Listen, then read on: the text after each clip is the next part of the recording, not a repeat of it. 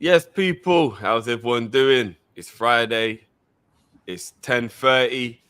I appreciate you all being here with me for this, what I now am going to call Let's Talk Football. I think that's the name I've come up with, Si, for this. Because we're not just going to constantly just talk about Liverpool and Arsenal. We're going to talk about everybody. So let's just talk football. Obviously, my boy Si's with me. We're back again. What's going on, brother? Everything blessed?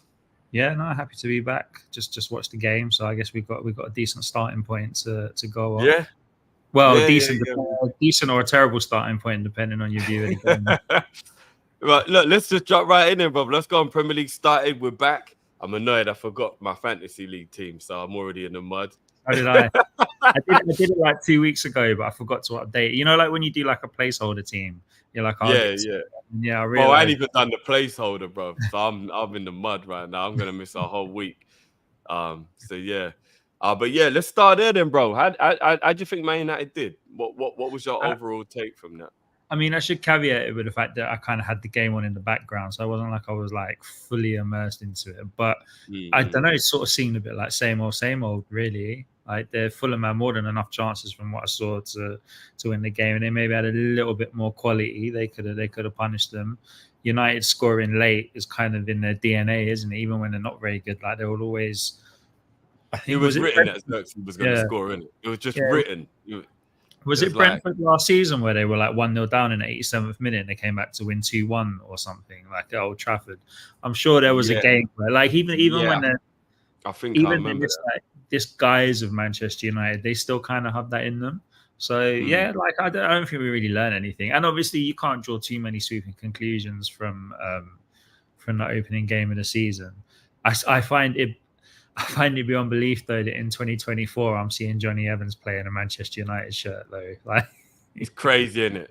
That's what I was gonna say. Big 2024, and they're still bringing on Johnny Evans. That's it's crazy, bro. mad. What did Yeah. you actually think of that substitution in general? Like, was it Was it tactical, I or think did he go to three at the back? Because I was trying to figure out exactly what he did when he made that change. Because remember, the right back came off as well. yeah, So what? yes.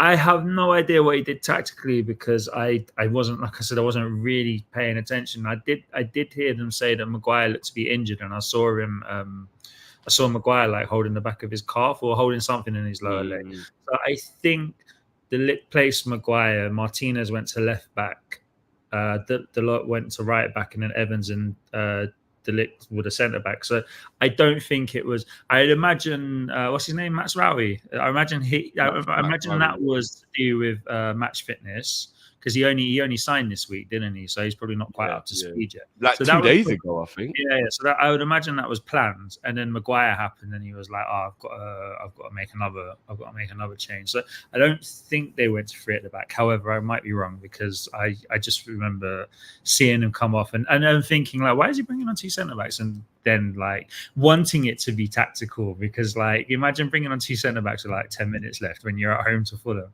However, I don't think that Nil. was I exactly. I imagine it was more to do with match fitness for Max Rowie, and then probably I think Maguire like got a twinge or something, so Yeah, he was yeah. double sub. Do you think there's any chance Ten Hag's just gonna do dumb shit, as in like, no, Van Nistelrooy, I'm not gonna do what you've told me to do. I'm gonna I'm gonna do what I want to do, and then just do something totally random to just make like. You know what? I don't really know the backstory of Van Nistelrooy. However, he's Dutch, and that makes me think that part of this was brought on from Ten Hag anyway. Because I know there's been this whole counter thing of like the camera's always going to be on Van Nistelrooy every time something's wrong, and it's like his Van Nistelrooy like ain't gonna like kind of biding his time and angling for the job.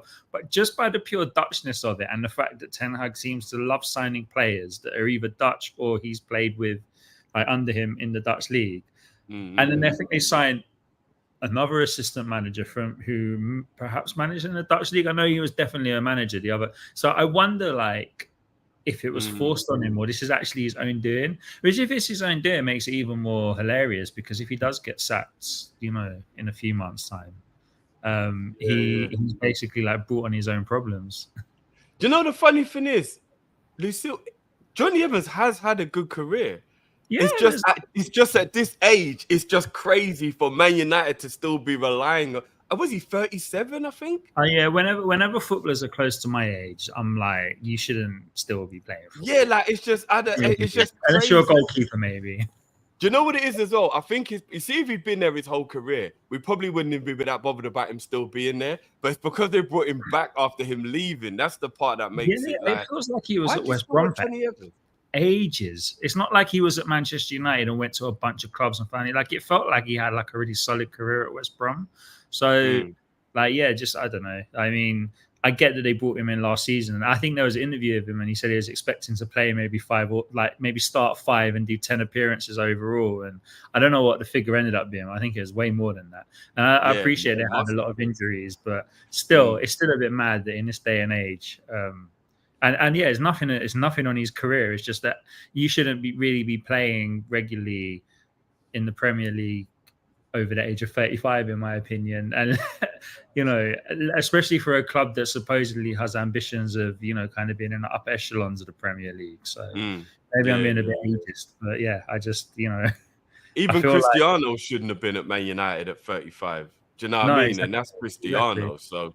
So yeah, you know. But the finish was good from, was it Zexki? Like, it was a nice finish. I was hoping on the replay it was a deflection, but it was a nice. Yeah, I don't know, man. I just I'm annoyed with them getting that win after all that. So do you know what I think? For me, the beautiful thing about Manchester United is in the past that would have annoyed me, but now, like, I'm just so unimpressed with them as a football club that this is just like, oh, they won. Like, this isn't like, oh, they won, you know, they're back. You know, it's just like, I just don't see it. Like, and there was nothing in that 90 minutes. And again, I don't want to make sweeping conclusions from the first game of the season, but there was just nothing that I saw in that match from them that made it look like they've made, like to give you an example, like in the 21-22 season when Arsenal finished 5th, and I have to use Arsenal as a reference base because it's what I know the most. But like and then they went and signed Jesus and Zinchenko in the summer, and then we went and played Crystal Palace at the beginning, and that's when we did the title challenge.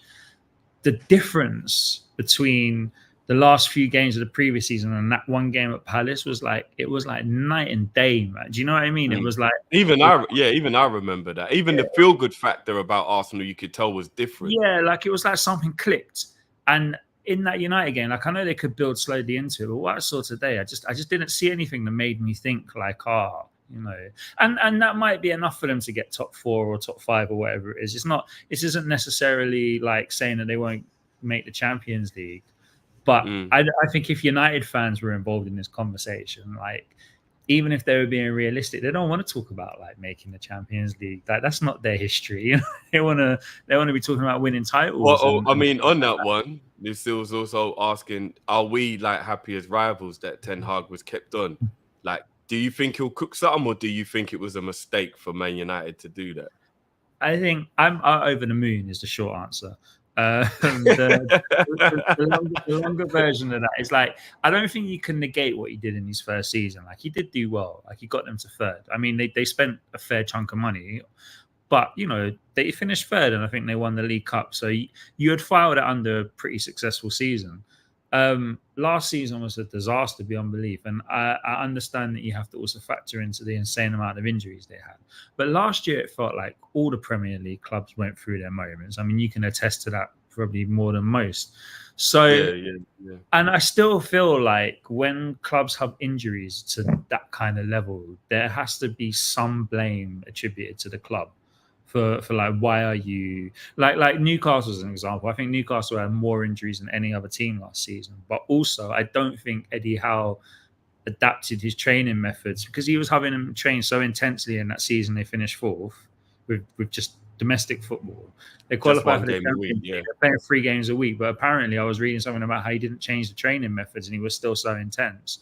And obviously, like, that increases the load on what players are doing. So I think when you get so many injuries, you can't just be like, oh, it's just bad luck, unless they all are literally just, you know, like freak. But that's very unlikely that that's going to happen. But so I wouldn't say it's like it's cut and dry that he's going to be a failure there, but the odds are against him because you've had that bad season. You're coming off of that bad season. I just like, he keeps on talking about wanting to be like this transition team and all this stuff, and that's fine. But I just feel like when you're like a bigger club like that, I don't know. I don't feel any authority when I watch Manchester United play. And I'm not saying they have to like kill people with passes and retain the ball, but there's just it's so much chaos. Even today, look at the amount of times. I mean, in the first half, I think Traore got himself into a really good position, but unfortunately, I think he's like a great footballer until he has to look up, and then it just all goes wrong. If he had just made a nicer pass, that could have been 1-0. There was an incident. The Pereira one was criminal, bro. Like why on the first game of the season, or like beating Manchester United's big thing last season was how open they were, and on the first game of the season, we saw like 2 or 3 occasions tonight where a team that was a little bit sharper would have probably put the sword to them. And okay, you can argue that Man United would be sharper too further on in the season, but we were seeing that all of last season, and we're seeing it in the first game this season. So I don't know. And I saw this quote where apparently the Liverpool manager was saying like we're ready for the season, and it was like up against Ten Hag saying like we're not ready yet. And they've spent like 150 million or whatnot on players. Sometimes it's just an attitude thing. Like it's like I always say there are 2 types of people in the world. There are like people that look for problems and people that look for solutions, right? So and like to me, Ten Hag seems like someone who looks for problems. And I just feel like if that's your aura, that's not how you are, then that's kind of... And you're putting panic into the players without even realising a little bit, innit? Like all the time making excuses for everything. Like it was literally... I mean, I don't know if non-Arsenal fans recognise this as much, but the amount of times Ten Hag brought up the Garnacho offside at the Emirates last season, completely unprovoked. Like we were going into April and this guy was still talking about it in press conference. Like, bro, and he was offside. It wasn't like he was offside. You know what I mean? And it's just like, dude, like, come on, man, you gotta let this go. Like, you can't just be so bitter about. And he just comes across as just the manager that's very much kind of like that Jose Mourinho vibe to an extent, like that, especially in the like later stages of his career. It's just like it's not my fault kind of thing. Like I'm not the always putting blame on somebody else. Yeah, kind of, and the fact that they actively tried to find other managers in the summer and just realized that there weren't any that were like good enough to really go through that whole process. I mean, that's not a good starting spot either. Like, oh, we're keeping you on because we can't find anything better. Like. I'm not even gonna lie. That if you literally see people lining up for interviews for your job, and it just because none of them are good, to go, all right, yeah, you can keep your job. You're not gonna want to be there, really. Do you know what I mean? Like, and a little also bit weak from him, innit? A bit, I guess. That's what I mean. Like, how do you? And I'm not necessarily having a guy at him because to say to walk, because I think one thing that all footballers and managers have is regardless, they'll back themselves. Even the worst ones, they'll still back themselves. But the optics of that can't even be very good from the players' perspective. It's probably why I signed so many Dutch players, so they all get behind him. But like, imagine if you're like going into training and you know that your club. And again, I don't think the players like super think about these things, but it's still there. It's still kind of simmering. All it takes is a little like bust up on the training ground, a little argument for one of the players to throw his hand up and be like, "You wouldn't even be here if there's a half decent manager." Right? Do you know what? It feels like it's just not a good atmosphere, basically. That's and that would happen in a London club, innit? 100% someone's gonna go, big man, you wouldn't even be here. Exactly. If it was a London club, you guarantee that will be happening. One of the youth players, somebody would be like, big man, you wouldn't even be here, brother. Someone, you know what I mean? So stop running your mouth, bro. Nobody even likes you. Exactly. That's what it feels a bit like. So like I feel like United almost have to be perfect in order to stop. Like it feels like they're literally one bad result away from disaster. And that's like you don't want to be going into a season with that kind of mindset. And don't get me wrong, if they put 5 wins together on the bounce and they look semi-competent in those games, like things can change quickly in football. But I'm happy they kept him on. I wouldn't have been too fussed if they didn't, because there's not a lot out there at the moment in terms of top quality managers. Like I think a Tuchel would have gone there. Like he's quite a competitive manager with the hierarchy. Like I could imagine that quickly becoming an issue, which I think is probably one of the reasons. He never leaves the club well.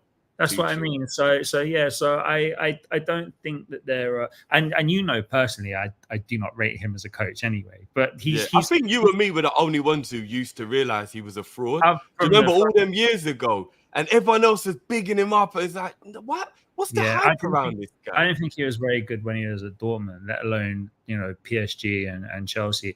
And like, yeah, okay, he won the Champions League, but I still, without trying to diminish that, like, it's still a cup competition at the end of the day. And occasionally when things just go right for you in cup competitions, or you know how to manage a cup competition, like I look at Liverpool in 2005, they weren't the best team in Europe, but they won the best club competition in Europe. Because, you know, like, it's just one of those things, isn't it? Sometimes that can kind of work for you, but I don't think it's an indicator of you know, like, how good you are. That's why they play over 38 games a season. He's a decent manager, and that's where I'd leave it. Like, he's a decent manager. What I think's helped him as well is that how bad Chelsea have been since he left. It looks like a bad decision to sack him, whichever way you want to try and spin it, because they are so bad. Yeah, exactly. So did Di Matteo. Oh yeah, big up Sammy. Real talk. Sammy was there as well, for real. Sammy's always not rated to lever. That's fact. Tuchel and Emre are the two managers are just basically any manager that goes to PSG and doesn't just like have sweeping success.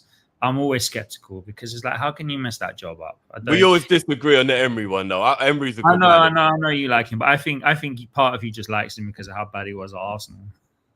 No. I've always thought he was a good manager, bro. I don't think you lot gave him enough of an opportunity.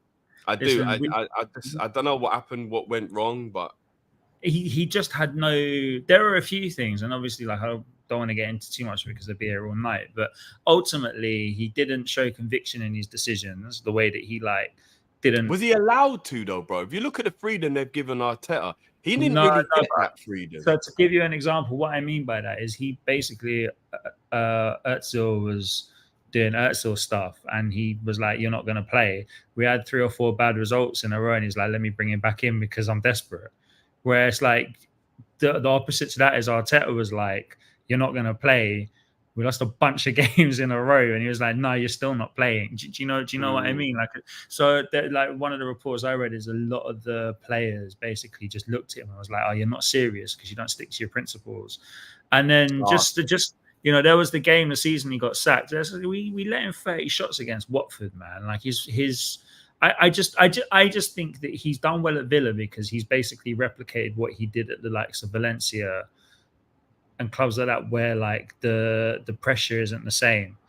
And I'm also very like, I've got Villa down for finishing like 8th this season, so that tells you how little I rate him. No, you know, I've got them quite down low on the list myself, but I think that's because there's just going to be a few teams better than them, and they will struggle to cope with Champions League in the first ever time back. Yeah, and I think they've got worse as well. People talk like losing Douglas Luiz is like a minor, but literally the partnership he had with Watkins was really special. And like, where's their creative outlet now? Like Emi Buendia, like they don't have a lot of like someone like Leon Bailey. Like I was gonna say Leon Bailey, he's not French. Leon Bailey, like he's creative in a wide role where he's direct, but you know, like they don't have any real like Douglas Luiz was basically the creative function of their team, and they replaced him with Onana, who's not a creative player. Like he might be able to evolve into it, but as he is at the moment. I mean, as he is at the moment, like Everton fans didn't even rate him. And then this is coming from someone that likes Onana, so this isn't like a slight on him. But to me, that doesn't look like an upgrade. Like physically, no, it's definitely not an upgrade. But I think he's good enough to facilitate what they're gonna need, though. Do you get what I'm saying? So Onana probably will still work, but it's definitely a downgrade on Douglas. Yeah, definitely. Like, well, I think it is anyway. Yeah, no, I agree. I was a little bit upset we didn't go for him. I mean, Juventus, like, it's so weird, isn't it? You think a player going to Juventus now, it's like, what are you doing going to Juventus? Like, it's like, you know what? I thought he wasn't attainable.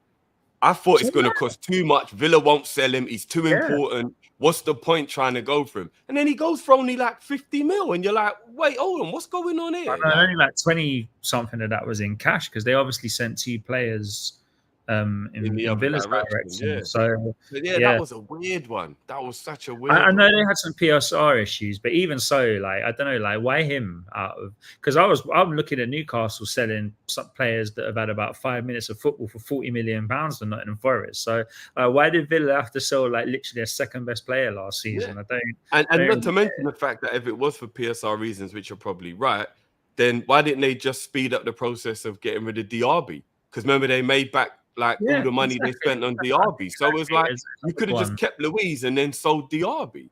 Yeah, it's an odd Yeah, one. it I mean, was I'm sure they weird. had their reasons, but yeah, I don't really expect. And Diaby would contribute quite a bit for them last season as well. So, and they haven't really replaced him in their team. Yeah, Like I know selling him after one season was weird, isn't it?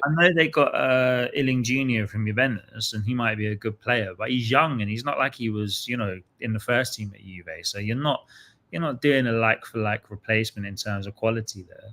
I know Morgan looked good in the second half of the season, so maybe they're expecting him to probably kick on after they sign him from Middlesbrough. But yeah, other than the fact that I think their squad's worse, I just look at his whole career. Like he doesn't tend to get better and better. Emre, it tends to like reach the high point and then it drops quite quickly.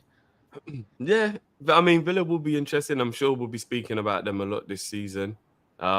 Moving away from Man United, then moving into obviously tomorrow. Both of us are playing tomorrow, and then obviously we've got the big Chelsea game, the big Chelsea Man City game on the Sunday. We'll start with Arsenal. Do you feel? I know your score is obviously good. Do you feel prepared for a title assault? Like, what's the spirit? What's the feeling? What's the mood amongst Arsenal at the moment? Well, from a personal point of view, like this is the first time since the season. So we did the Invincible season, and obviously after that, you're expecting you're going to win the league the next year because after that's the season that you had. It's the first time since that season I thought that we're going to win the league. There have been times in between that where I've hoped we're going to win the league. But there's a difference between hope and actually thinking like we can do it. Yeah, and it's just going to be like, oh, Arsenal are definitely going to win the league. But I think that Arsenal are going to win the league. And I think they're going to win it because we finished 2 points behind City. And as you will know, as a Liverpool fan that watched your team finish a point behind City and then go and finish above them, like what you need to improve is so tight. Like the gains are so incremental to go from that level. Like we're not talking 5 or 10 points. We're literally talking, 2 or 3 points at the higher end of the point spectrum as well. It's like, we're not talking about going from like 67 to 70. We're talking like going from 89 to 92 or 93. Like, I just think that it's such like, it's this proper marginal gains, So I think that like the gap is so tiny, it's almost invisible. And I look at the fact that Arsenal have the third youngest squad in the league. So while there's no guarantee players will improve next season, they should do. I look at the fact that, what's his name? Arteta. I was going to call him Wenger for a minute there. I look at the fact that every season under Arteta since like, or the last 3 seasons, like we've improved each season. So, we're starting to improve so much where the ceiling, like we're reaching the ceiling of improvement almost. It's like, how much more can you improve? Like, that's what I mean. It's so small. Well, that's the difficult thing, bro. That is the difficult thing. How you take that next step. I just, when you look at last season, like, I mean, you could make the argument that when we lost 2-0 to Villa and Trossard has that shot that gets basically saved right on the line. Like, I know that changes the trajectory of everything. We could have gone and dropped points after that. But my point is, if everything had stayed the same, like that's the difference that we're talking about. Arsenal also had a really bad, well, not bad, but Arsenal didn't have a great first half of last season because Arteta had a plan to play Timber and I think invert him into midfield. And there was a lot of this idea around that setup. And we were changing our style from the previous season where we were probably more like Liverpool, just very ferocious in your face. And we were kind of changed to this style of more kind of laboured control, which is why, I mean, I don't know if you remember in the WhatsApp group, I was making jokes like when we were playing in November, I was like, oh man, Arsenal were playing because we're so boring to watch because it's just like pass after pass with no real kind of instinct. But then the second half of the season, like I think he found the rhythm. Like we had that Dubai break, he found the rhythm, and we played 19 games. We won 17, drew 1, and lost 1. Like that's what I'm basing. Like for the Arsenal fans that like think about the season as a whole, like that first season was one readapting to losing Thomas Partey and Timber, and the other part was just changing.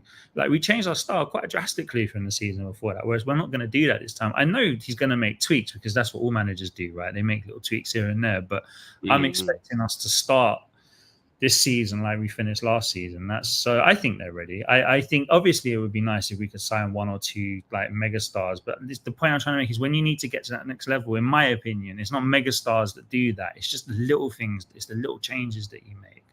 And even bringing in someone like Marino, I look at him as replacing Emil Smith-Rowe. Like I know they're completely different players, but like I think he's going to take Emil Smith-Rowe's minutes, but because he's going to be more trusted, he's going to have more minutes.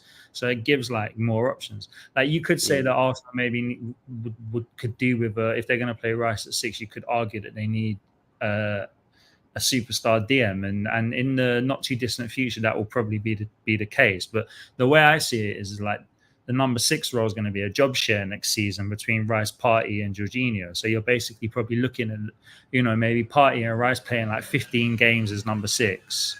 Rice will play the whole season, but like between 8 and 6. So like Rice and Partey playing 15 games each, kind of in the number 6 role, and Jorginho maybe playing 8 or so. Like I don't see it as like such a need where. And then when you think of that as a depth, like when you think of a depth of the number 6, like it's probably one of the best in the league. Like all right, none of them are as good as Rodri, but Manchester City have nothing after him. Like we got 3 people that can play 6 that are like all top quality players, even if Partey isn't maybe what he used to be. And Jorginho, unfortunately, Jorginho, like his speed isn't something he relies on. So I don't even think him being 32 is like a big issue. Other than if it was that he was going to have to play all season, then it might be an issue. I just don't really see any real weaknesses in the squad. Even people that say that we need a winger, like it would be nice, but when I think of Liverpool, I'm like, if you think of the attackers as a right wing, left wing, or forward, and you think of two players at each position, you think of 6 players. Like Liverpool have 5 players that specialize in those roles, and then they have Elliot, who kind of like he can play on the right, he can play as a 10, he can play as an 8. Like so, Elliot kind of picks up his minutes here, there, and everywhere. And then the other 5 kind of just focus on their roles. Even with City last season, like Oscar Bob was like the 6th winger, and he barely played. Now I know obviously like they had Haaland and Foden, like is like we're talking about top level players, but like Arsenal, like Trossard scored 12 league goals last season because some Arsenal fans really don't rate him, and I think it's to do with like the eye test. Like I just don't think he like satisfies what they expect from a wide player in terms of blistering pace, takes his man on, that kind of stuff. But you contribute 12 league goals in a season. Like you are having a contribution, even if maybe your style. Trossard's a good player. Yeah, so like Martinelli, I'm expecting to have a good season, a better season than last year. Saka, I'm expecting to. Okay, yeah, because Sammy actually asked, "What are your thoughts on Martinelli?" Yeah, I love him, man. Like first of all, he's the only real kind of blistering pace we have in our team. I don't like he's going to be 23 at the end of this season. So it's not like, like he's still got a lot of room to improve. I just think he had such a good season 2 seasons ago. And his season was stop-start last season because he got injured a few times. And they weren't major injuries, but they were enough for him to like miss like 3 games here and then 4 games there. It's hard to pick up a rhythm when you do that. So I'm expecting him to be I think he finished with 6 goals and 4 assists last season. I'm expecting him to do more than that. Like I'm not necessarily saying he's going to get like 30 goals and assists, but I wouldn't be surprised if he gets 10 league goals and maybe kind of like 17, 18 assists. And that's already, Arsenal scored 91 goals last season. And I know a lot of those were set pieces, but I expect Arsenal got like one of the best set piece coaches in the world. I don't expect them just to be the same. Like I expect them to evolve. This is the thing. Like the top coaches, they evolve, right? I mean, I don't know what you guys did differently in the 19-20 season than you did in the 18-19 season, but I'm sure Klopp tweaked little things here and there. It was defensive. So, we became stronger as a defensive unit in the 19-20 season. Yeah, and the other reason I think that Arsenal will win the league as well is because as of right now, and I understand there's 2 weeks to go in the transfer window. As of right now, Manchester City have sold Alvarez, who played the 4th most amount of minutes last season and contributed a lot. And they signed Savinho, who might be amazing, but we don't know for sure. Arsenal have signed Calafiori, and the only real weak point in our team last season was the left back. So you could argue if Calafiori is a good player, that we've upgraded on that position. And we're about to add more depth into our midfield that allows us, like when I was talking about that job share at 6, it allows Mourinho, like having Mourinho allows you to do more of that, because you can play Rice as a 6 and Mourinho as an 8. So not Mourinho, he's not Jose, Mourinho. And then so I feel like we've improved and they haven't. And that's what we need to win the league. We need to improve, and they don't. Now they might go and sign Bruno Guimaraes and Eze like in the next 2 weeks, but I've read a ton of stuff about how players are reluctant to join them at the moment because of these charges. Now, obviously, when you just read stuff like that, you don't necessarily think like you don't like. There's none of this. It's not like, oh, I don't know how much of it is opinion and how much of it is based on fact. But the facts that we do have is that there are 2 weeks left in the season, and the only player they signed is one they signed halfway through last season. Like they signed, because they signed him, I think, like last January or so, and he stayed on. He stayed. So the proof is kind of in the pudding so far. Like they haven't signed anybody. Why haven't they signed anybody? It is strange, isn't it? So I feel like there might be some way, and think about it logically. I read something today. I don't know if you saw it, because it's made a few outlets. Is that they're expecting, if they are found guilty, to get like a 70 to 80 point deduction, because basically, oh shit, is that what it is? So apparently, if they're found guilty, the idea is that so this 70 80 point deduction. Okay, I think it might have been in the Times newspaper, and it was from a Premier League, like one of the club officials from another club, not from City, but. The idea is, so there are two trains of thought. Is one, they get like a 70, 80 point deduction, which kind of guarantees relegation, which I think is kind of hilarious, because they'll probably still finish the season on like 18 points. Even though, like, bro, do you know how much of a punishment that is? So you don't just relegate them and it's just straight. You make them play a season they know they'll be relegated. No, but so so the train of thought at the moment is that that's not enough of a punishment, because they'll go down to the Championship, do what they need to do, come back up and just start from zero. The other train of thought is you give them a 25 point deduction each season for 3 years, and basically make it really hard for them to qualify for the Champions League, which means they lose the revenue, which means in PSR or whatever other. Bearing in mind, this is all on them being found guilty and given the book thrown at them. We're a long way from getting to that point. But I can understand the train of thought of the second punishment, because what would hurt City more, like not being in the Champions League for 3 years with Pep gone, or just one season in the Championship, where Pep might even be like, screw you guys, like I'm going to take City back to the top after. Like, do you know what I mean? He might feel hard done by. So, but if he's thinking, I'm starting each season a 20 point deduction, I mean, there's already talk he might leave this summer. But how would it say they went down, right? And it was just like a straight relegation. They just put them down straight away. I think what the problem would be for them, bro, is they wouldn't be able to cope financially with keeping the likes of the big boys. It would still be tough for them, because they'll to not break more financial things. They'd have to probably sell half their stars. Do you know what I mean? I don't like, obviously I don't know the details, and this is super hypothetical as well. You know, they might not, they might just get a fine for all we know. They might not even be found guilty. But I guess to the broader point I'm making is that there's been a lot of talk that players are hesitant about signing for them so far this season. And while there's no actual proof of that from anyone at City saying that or anything, but when you actually look at the fact that they haven't signed anybody yet, and this is probably this will be up, and then next Wednesday they'll spend 60 million on a player, and this will all look stupid. But as of right now, I find it strange they haven't signed anyone, because people keep saying they signed Savinho, which I get, but that wasn't a deal. Even if on the deal sheets it was done this year, that was something that was way in the works. Like that was also he came from. He was on loan at Girona, right, which City owned, and he came from a club in France. I don't know if City owned the French club or not, but like it wasn't like your regular, oh, we like this player, he plays for this club, and we're going to go and do a deal for him. It was kind of felt like he was being moved around the network, like the City network a bit.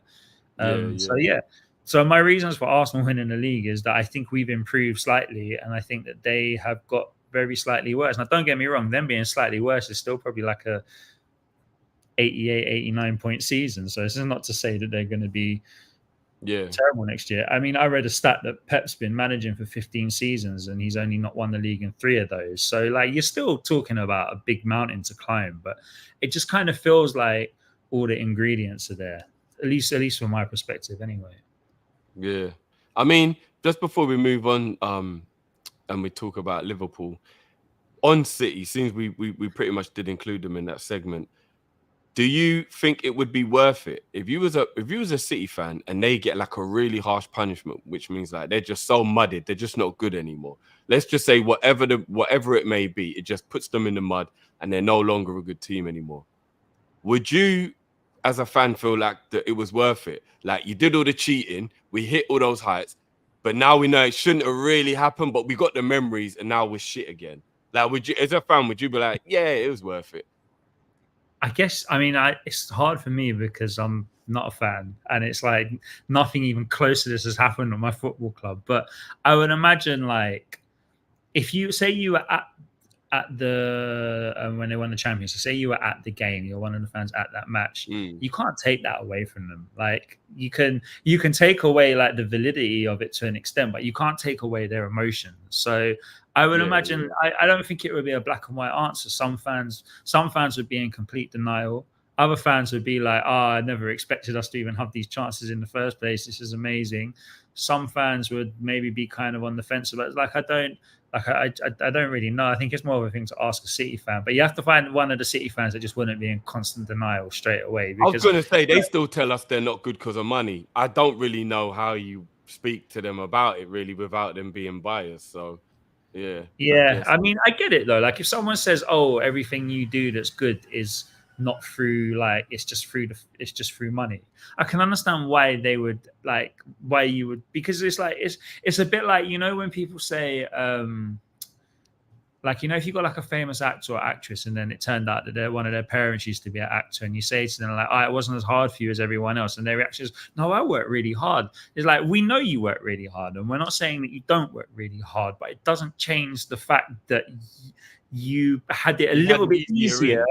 Then and I think it's like that with City. Like no one. First of all, they wouldn't have been this successful if Pep wasn't their manager. So it's not purely because of the money. However, if it wasn't for the money, Pep wouldn't be their manager, because he's not going to go to a club where he gets to spend 300 million on fullbacks in one season. So I mean, where he's not going to go to where he can't do like a club like City. I mean, they're not. I don't want to sound like a snob, and I always use this kind of legacy word, but they're not like a legacy club in the way that Bayern Munich are, or Barcelona. You know, I could even see Pep in the future managing like maybe AC Milan or someone. Maybe like, I don't know, maybe if they have a bit more there because their finances are a bit, you know, aren't great. But in terms of the name, you know, the name of AC Milan, like that's the kind of name that you would attach yourself to. And Manchester City doesn't really sit in that bracket for most fans. They don't. So and that's fine. Like they don't have to care about that. But like they're no one's saying they don't work hard. And Manchester United have shown that you can spend, or Chelsea have shown you can spend £1 billion in 2 years and be terrible. So there's no guarantee money is a success. But it's kind of like, do you see, there's this tweet that always goes around where someone was like, what is it like? I asked my landlord to raise my rent because that's how much I believe in myself. Like,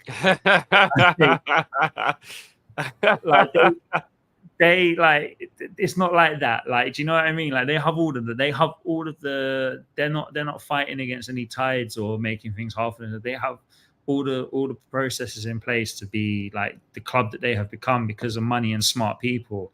But the money is what gets those smart people. Where Manchester United fail is because they didn't use the money that they have properly. It's basically as simple as that. Yeah. Man United wasted a lot. I mean, I guess from a Man City fan, I guess it'll be a little bit like winning the lottery, having that week of feeling like you're rich and that's it, you've made it kind of thing, and then get into the booth and then they're like, this is a fake ticket, you know, and then all your dreams are taken away. That's what being a City. The last decade will feel like that week before you go and cash it. Like, we're rich, we done it, we're millionaires. And then you get there, you're like, are you telling me that it was all not, like, it's not real? Like, yeah, exactly. I don't know. I think was it in the Times I read as well that like one of the reasons why, because the thing is again, like when people talk about the Premier League, like the Premier League is governed by the club. So when you're talking about the Premier League, you're talking about Crystal Palace, you're talking about Everton, you're talking about Arsenal, you're talking about Liverpool. Those who are the decision makers here, the executives at those clubs. Like there's this whole kind of 14-7 rule where you have to get 14 votes on something for it to pass. So like when I was reading something like the Premier League, which would basically be the clubs. One of the reasons they're so annoyed potentially if they are found guilty is that it's the way City have conducted themselves in these things with a kind of arrogance, whereas they feel like if they had just kind of admitted wrongdoings initially, like it wouldn't be so. But it's apparently it's the way that they've gone about it that has. I think that was in the Times that I read that today. Think about it, bruv. They were found guilty under UEFA law, but because of the time span that had elapsed, they literally got away with it. Yeah, that's why I read. I saw someone say it wasn't quite as quite straightforward. And that's the thing, you have to be careful when you talk about studies, because I'm not an expert in any way whatsoever. I can only go by we just go off what we read. But basically I always come back to what I say is regardless of what happens with them, no club in the history of football in England at least has been charged with 115 counts. And I get like a lot of those 115 counts are doing the same thing multiple times, so it's not like they've done 115 different things. But like if you go to prison 6 times for robbery, it still means you robbed something 6 times. Like it doesn't make it less. If anything, it makes it worse. Do you know what I mean? Because it's like, why did you keep doing it? You're like, we got away with that. Let's do it again. Exactly. So yeah, like we'll see what happens. I was reading it will start in the winter and then it'll conclude like early next year. So it's going to be. I guess the worst thing about it is that there's going to be no closure with it, because if they're found guilty, it's going to be uproar and they're going to appeal it and appeal it and appeal it and appeal it. And if they're found innocent, people like you and me and about everybody else that doesn't support them are going to be like it's just money, just it's corrupt, it's crooked. You know, there's not going to be any kind of real fallout from it where it's just going to be accepted and we'll move on to the next thing. Like it's going to be really messy, man. And in a way, I find that I don't even support City and I find it tiring. You know, like it's just boring. I'm not even gonna lie. I would actually hate to be a City fan with all that hanging over. Like it would be annoying. It would be. I'm not even gonna lie, but I don't know. All right, before we move on to the Liverpool situation, big up 12th man as always. Hope you're good, bro. He's asking you quickly, sir. What do you think your points tally will be after the first 5 games, and what's the first game on the schedule that concerns you, bro? So I think we've got Wolves, Aston Villa, Brighton, Spurs, and City away in the first 5. I think if we came out of that with 11 points and drew away with Spurs and City in the grander scheme of things, that would be amazing. I would love us to get 13 points, because I just think Arsenal really need to start the season on fire and basically not give City a chance. We'll love us to I doubt we'll win all 5 games, but I can see a world where we do win all 5 of those games. Like I don't think that's the likely thing that will happen, but even that in itself is mad, because if you asked me that fixture list in 2 years ago, I would have been like, "There's no way we're winning at the 8 happened." With a pretty bad record against. That is a tough start. I'm not gonna lie, that is a tough start. But Arsenal historically, when Arsenal win the league, they usually do really well with tough starts. Like I remember the Invincible season, we went and beat you lot. I think it was like the 4th or 5th game of the season. We had that draw at Old Trafford where they missed a penalty, and there was the whole kind of the ruckus that happened after. Those will happen within the first 5 or 6 games of the season. So like historically, Arsenal have done quite well when they have to like really be on it from the get-go. So I think if we came away with 11 points, I'd be happy, because we should be beating Wolves, we should be beating Villa, we should be beating Brighton. And then you can say, well, Spurs is a derby, so it's never a given, even regardless of how good or bad or whatever. That is just, it's all the rules are out the window when those games are on. And City, I don't know. I think I would imagine they'll be a bit annoyed about the way they were Arsenal kind of made fun of for being happy with the draw at the end of last season.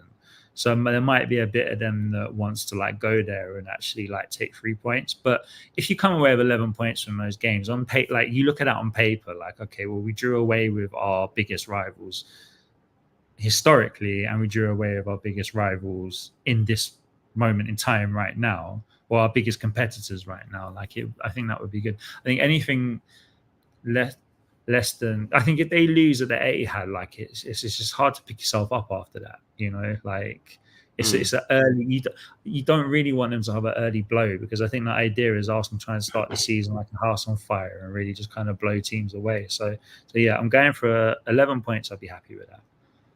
And what must be tough about Arsenal, just to finish on that, is you had the season that, even though it was unexpected, you had an amazing start to the season and then wilted away at the end. Then the following season, you had a kind of slowish first half of the season, but it was brilliant in the second half of the season. And both times you didn't get over the line. So it's like you can't get excited about either, because you've had both experiences. No, my hope is the experiences, they marry those two things together. Yeah, for this one. I mean, that's the perfect world, though, isn't it? It's very hard to get. Yeah, but you have to be perfect if you want to win the Premier League, really. So, like, you know, I really think people sleep on Klopp going from 97 to 99 points. Like the willpower alone to not win the league on 97 and then be like, fuck it, then we need more than that. Let's go, and then go and get 99. It's crazy when you actually think about. I know. I saw someone the other day say, "Oh yeah, but City had a lot of injuries that season." I think they finished on like 81, didn't they, or something like? They were so far behind. They gave up at Christmas. My argument is like City have got like 100 points, and then I think their second highest after that is 98 points. There's no guarantee they were going to get 99 with a full squad. Like 99 points is like, I mean, obviously I enjoy like downplaying what Liverpool do as well, but like we have to be like realistic here. It's like when people like, you know, I think it must annoy Liverpool fans, or some Liverpool fans, it's called the COVID season it was behind, because if you take the context out of that, you can be like, oh well, yeah, Liverpool won it because it was a COVID season. They were not like ignoring the fact that like by the time that fans weren't allowed in the stadium, you were like 22 points clear or whatever it was. But it's I'll be honest with you, bro. I think COVID in a way derailed the season for us, because I know we won, but I think that layoff or whatever caused a bit of like I think we would have got the Centurion season if COVID hadn't stopped the season. Like I do, because there was a lot of like time to just be like, oh, this is one, isn't it? We don't even have to really think about it. You lost 5-0 to City, didn't you? And you lost at home. You lost away to us. And at that point, we weren't ever getting any points against you. I remember Reece Nelson scored the winner. Like those. All right, the City game, fine, but 5-0 is still quite a big scoreline. It's the only time we've ever lost to City at Anfield. Oh, was it at Anfield, that match? It was at Anfield, yeah, but it's the only time we've ever lost to them at Anfield. So like. But anyway, the reality is you still got 99 points and won the league, and it's the second highest points total in history. So, but yeah, you're right. Like that's going from, and you only signed Adrian that season as well, didn't you? In the summer. So this is right. When Arsenal went invincible, they only signed Jens Lehmann to replace David Seaman. I know you can't make like for like comparisons, but historically, when you look at teams that. A lot of people at Arsenal need to go to that next level. And my argument is like they're already at the level. They have to just make the level a tiny bit better. They don't need to jump up to the next level. The average points for a team to win the Premier League over its entire history is 87 points. That's the average. Okay, my bad. It was. I thought it was at the Etihad. Yeah, like I was going to say. My bad. Yeah. I thought maybe I'm thinking about the following season when there were still no fans, but we lost to them at home then. Because we did lose to them once behind Klopp, like when fans weren't allowed more likely. I think that's probably so. Maybe it was the following season where fans weren't allowed in. Then maybe, yeah, Sam, yeah. Okay, so yeah, I was right. I knew we had lost at home in the period where fans weren't allowed. I can't imagine they'd have beaten you 5-0 at Anfield. So that makes sense. But yeah, like my thing with Arsenal is Arsenal are at the level. They don't need to get to the level. They just need to be a time. It's like you're trying to get a 6-pack and 5 of them are there. Like, you know, it's not, you don't have to like do something monumental. Like you need to just do a lot of really small things right. And that's what takes to it. So that's where when I look at Liverpool and how they did that season, when I look at the Arsenal Invincible season, and there are countless examples where teams like won the league and they didn't, like they were close, and then the following season, Man United done it a bunch of times. You know, it's like what's needed. There's not a lot is needed. You know, it's so like they know what to do. They know what's required of them. There's no learning on the job anymore because they have that experience. So that's but like in saying that, in me saying I think Arsenal are going to win, if City won the league, I wouldn't be like, oh, how did that happen? You know, it's not like. Well, I got a curveball for you, bro, that we'll get into in a second. Let me just hit up a couple of these supers. Big up G, that says big up Drift and the KOP-ISH community. Always love, bro. Or girl, actually. I made the mistake earlier of just, like my normal vernacular. I say bro and I forget sometimes I might be talking to a woman. I call my missus bro all the time. Yeah, it's like a weird. I'm just so used to just being around guys. Do you know what I mean? It's like, I'm not gonna lie. If I called wifey bro, she'd be like, huh? Hey, the funny thing is, babe and bro are close, so maybe I might even make that mistake. I don't even. Yeah, I mean, she'd be like, what? A big up Brace as always. Says big up Drift. I read that Barca is trying to swap Rafinha for Diaz, hoping that it's nonsense. Have you heard anything? Bro, personally, I haven't. I wouldn't want that to be the case either, because you know what? I'm like 90. I don't even know where that's come from, but I'm 99% sure that's nonsense. And the thing is, you can normally tell with these things, like, if the source of it like comes from someone trusted within Liverpool or like a Barcelona journalist or someone, but a lot of the times you'll find that it's just like a Barca paper or like a Spanish paper, or it's just like one of these accounts on Twitter that basically are looking for hits. But there's nothing to gain from Liverpool doing that, so it makes zero sense whatsoever. Yeah, bro, I wouldn't worry too much. I don't think that move would make any sense really anyway. I see a lot of Arsenal fans want us to sign him. I think that ship sailed personally. Like, he's 28 now. Like, I don't know. I don't feel he'd be a good squad player for Arsenal though, if you think about it. Yeah, but like, what's he coming on as a squad player? 60 million and 175 grand a week. Like, that part. You see what I mean? So it doesn't really make sense. Yeah. Okay. It's man there. Big up, right? Just a quick. I know there's a couple questions as well. So Yards asked, if we get the time, can we touch on West Ham? So I'll try and squeeze that in at the end, bro. Do a little something on West Ham. So big up for that. And Klopp sipping as well. Yeah, you know what, bro? The gaming stuff will definitely be coming back in full effect soon, bro. So don't worry about it. Summertime, I took a little time off, and that obviously, I was going ham on the Euro stuff and all that. But no, the gaming stuff's definitely going to be coming back. So yeah, stay tuned for that one, bro. Right, let's talk about Liverpool now. I'll throw the bombshell in at first, and then after that, we can unpack all the other stuff. So my bombshell is, call me crazy, call me foolish, call me whatever. I've been called a lot since I've been doing this. So words bounce off me now like I've got a force field on me. But I think Liverpool's going to win the league. Oh, really? Yeah, I think you're crazy. I know. But my thinking behind why I think Liverpool's going to win the league is because I think it's very easy to write us off because common sense tells you we're not good enough. We didn't win the league last year when we had the best manager we could have ever had to try and beat Pep to a title. And we haven't signed anybody to improve what looked like it wasn't a good enough squad, right? Because obviously it didn't get over the line. But my thinking of why I'm going the opposite way, and maybe it's false positivity, maybe it's delusion, I don't know. But this is the method to my madness. I think that team only fell due to the emotional pressure of Klopp leaving. I think a lot of players ran harder, tried harder, and were all up in their feelings themselves over, we've got to do this for Klopp. We did like this, you know what I mean? This could be the last season, blah, blah, blah, blah, blah. And I think a lot of the emotion got caught up with what is already a grueling schedule working for Klopp. Klopp makes us press harder than other teams, work harder. He has triple sessions when he gets a chance to train. Like, he really puts the players through it. So being physically tired and then being mentally tired, that combination is never going to be healthy, right? And I think that's why we tailed off right at the end. Slot seems a lot calmer in that regard. with the overall way he gives the players their feeling. Klopp was very intense. And I think that calmness now, with that lack of pressure that came with, we got to win it for Klopp, we got to win it for Klopp.